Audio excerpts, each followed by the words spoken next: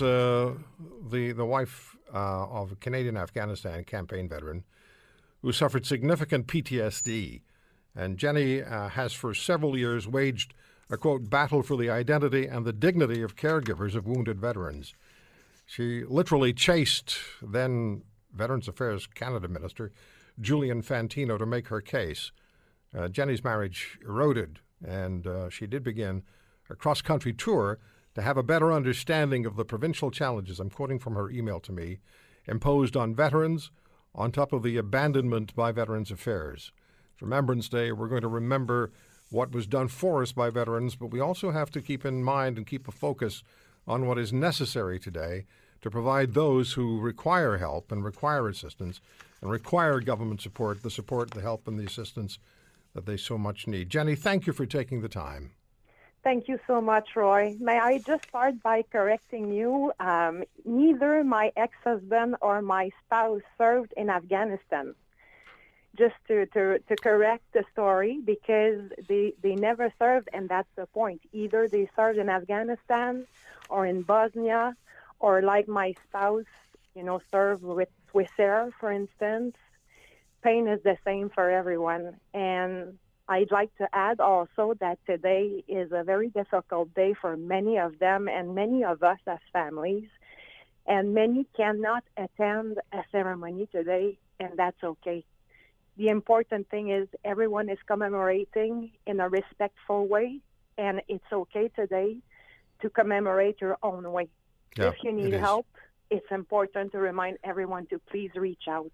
Yeah. Today is tough. I think the first time you and I talked was 5 or 6 years ago. And yes. I apologize for the mistake about your husband or ex-husband having been in Afghanistan. I just made that connection, and I shouldn't have. But how did the issue of lack of care or lack of government engagement for a caregiver for a wounded, and PTSD is a wound, how did that first present itself to you? How did you first become aware that what you needed wasn't there? When I went back to school, actually, in order to save what was left of my family back then, to realize that I could be sort of educated to deal with the symptoms of my husband's PTSD, right? Because until then, I was fighting something I didn't realize, and unfortunately, I believe that I was not helping him because I was not properly educated. So when I realized that if you can train a service dog to help a suffering veteran, we could be trained too in some ways, and that was missing. So when I chased Mr. Fantino, that's all really I wanted to tell him, say, hey, I understood that I could be trained and save what's left of my family. And I was so afraid back then that my ex-husband would commit suicide because it really was tough. There are the symptoms, and there's the effect of the isolation and the misunderstanding and of services that don't make sense, and fighting the system, and just feeling that the most important people around you just don't understand, like you're suffering in the end, don't know how to talk to you. Yeah. And so that was the beginning of the journey, basically. Yeah. And how do you know, as a person who isn't trained, who's not encountered this before, how do you know how to help the person who requires the assistance so desperately?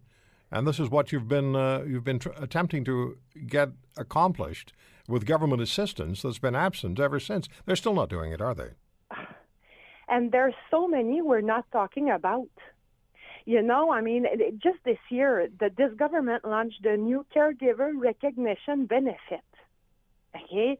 It sounds nice. The political win is that it's a monthly payment given directly to the caregiver. So at that level, when we talk about identity and dignity, this is a game changer at some point. But it's not a compensation, and there's many people we don't talk about. For instance, how about the younger caregivers, those who are living with a single parent, for instance, and who are taking care of their parents? What about the parents who live 2 provinces away, but in the end are the only one, caring for someone who's suffering. There are so many we just don't consider that we end up being abandoned. And on top of it, Roy, the ridiculousness doesn't stop there. It goes further because they made the measure perfectly inaccessible for those suffering with PTSD. So the system still recognizes the people who take care of someone who is physically wounded, and that's a good thing. Okay, thank God. At least they have something a little bit. They have some kind of a recognition. But if you live with someone who's mentally wounded, can you imagine that we're still in 2018, still not recognized? So this kind of abandonment really is leading to a lot of pain that is directly leading to suicide.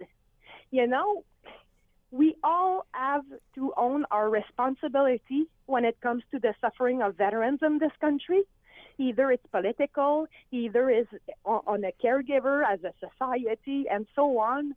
But at one point, we're going to have to stop making veterans and caregivers a political issue, because we still are confronted to the same boat as we were confronted to with the Conservative Party. Think of the news lately. Money unspent, money given to people who shouldn't even receive money. How come someone who killed a cop received treatments from Veterans Affairs because he's the child of a veteran? It doesn't make sense. No. And yet, those who are loving, those who are giving, are still forgotten. And I don't think they being the people who have the money, who don't spend the money, the hundreds of millions that they have to spend on to take care of veterans and their families, those who have the physical wounds and those who have the mental wounds, they don't think about it. They don't know what you lived like. They don't know what your life was like, continues to be like. They don't know. They haven't spoken to the person. I spoke with a former school teacher in, I think it was Nova Scotia, a few years ago, and her husband, who did return from Afghanistan and had PTSD significantly. And he said his wife is now no longer a full-time school teacher.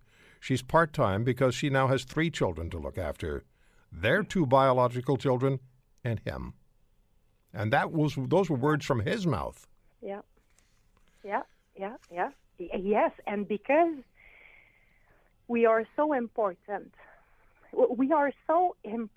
I mean, in 2018, we shouldn't be at the stage of making people cry, okay, about what we are living with daily. I shouldn't convince people of the fact that I love and I'm the only one seeing the good person this person is inside. And that's the thing. The suffering is so real. And, we all have answers that is making sense. Yeah. Okay? I mean, it's not only a question of money. It's a question of political understanding and also therapeutic understanding. Jenny, when I put together this program for today, I had a couple of choices. I could have done what we've done in the past, and that is do specifically a tribute to the soldiers and the military who have fought over the years.